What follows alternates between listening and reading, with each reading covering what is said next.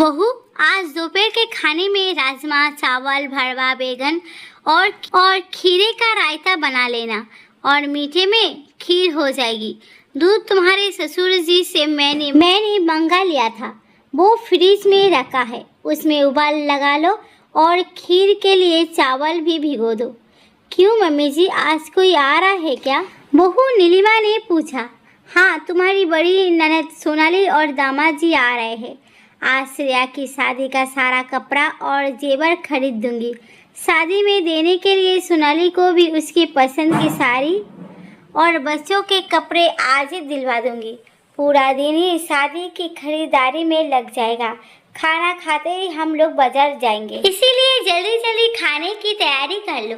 मेरी कमर में बहुत तेज दर्द हो रहा है, तब तक मैं थोड़ी सी कमर सीधी कर लेती हूँ और सामान की लिस्ट तुम्हारे पापा से पूछकर बना लेती हूँ।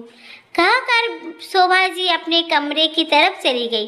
लेकिन मम्मी, आप पहले से भी तो बता सकती थी दीदी आने वाली है। बेचारी भाभी इतना सारा काम कैसे करेगी? आज कमला भी छुट्टी पर है और कल भाभी को भी तो बुखार था।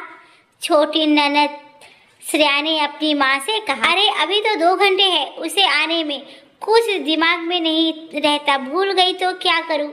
जल्दी जल्दी हाथ चलाकर बना लेगी, कुछ ज्यादा ही जुबान चलने लगी है तेरी। आपने नाक भौ सिकोड़ कर शोभा जी बोली। श्रेया भी अपनी माँ का मुंह ताकती रह गई और अपनी भाभी के साथ काम करने में लग गई।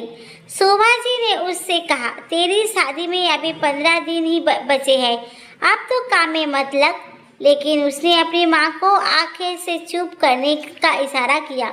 श्रेया की अपनी भाभी के साथ अच्छी बनती थी। 15 दिन बाद शोभा जी के छोटी बेटी श्रेया की शादी है।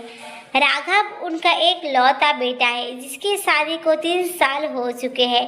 उसकी पत्नी नीलिमा सीधी सादी सरल स्वभाव की लड़की है। राघव की बड़ी बहन सोनाली की शादी को 6 साल हो चुके हैं, जो इसी शहर में रहती है और अक्सर अपने मायके आती जाती रहती है। अपने मायके की हर छोटी बड़ी बातों में उसका पूरा हस्तक्षेप रहता है। शादी की खरीदारी वही अपनी माँ के साथ करवा रही है।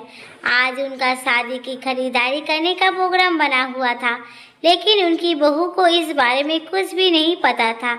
ये आज की नहीं थी, हमेशा से यही हो रहा था उसके साथ। उसे लगता था जैसे वो घर में काम करने वाली की हैसियत से ही रह रही है। घर के महत्वपूर्ण सलाह मशवरे तो उसके बिना ही होती है।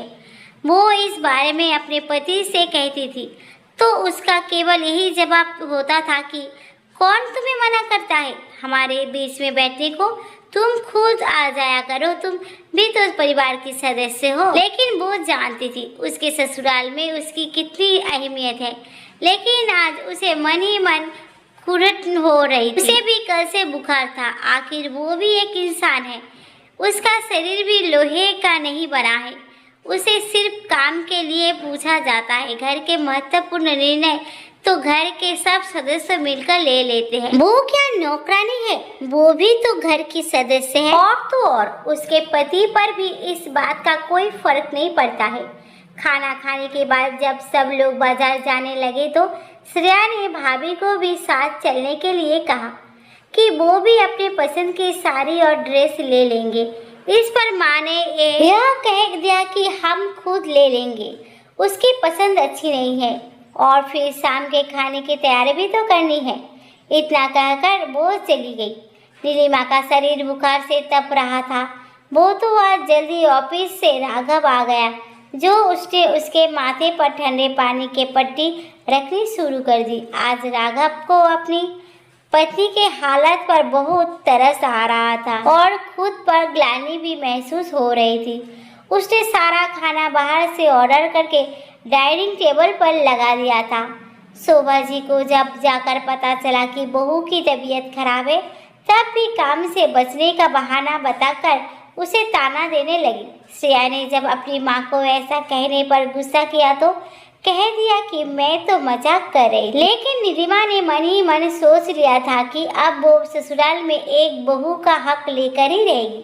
अगले दिन उसने नाश्ता बनाने के समय भी बोल दिया मेरी तबीयत अभी ठीक नहीं है, इसीलिए मैं नाश्ता नहीं बना सकती। जब 2 दिन तक उसने कोई काम नहीं किया तो शोभा जी बोली, ये क्या तमाशा लगा रखा है तुमने? अब तुम्हारी तबीयत ठीक है तो फिर घर का काम क्यों नहीं कर रही हो? तब नीलिमा ने कहा, मम्मी जी, ये सब करने को मुझे अपने ही मजबूर किया है। सासू माँ, आप तो मुझे बेटी बनाकर लाई थी और बहू का हक भी ना दिलवा सकी।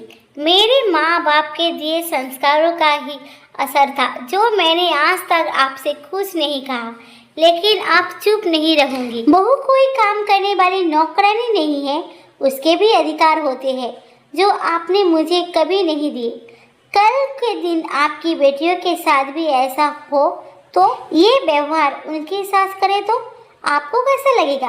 मैंने तो इस घर को सदा अपना घर ही माना था, लेकिन आपने मुझे अब तक इस घर का सदस्य ही नहीं माना। यहाँ तक कि अपने ही कपड़े पे अपने पसंद के नहीं खरीद सकती। भाभी बिल्कुल सही कह रही है माँ, मैंने भी हमेशा आपको यही समझाया था।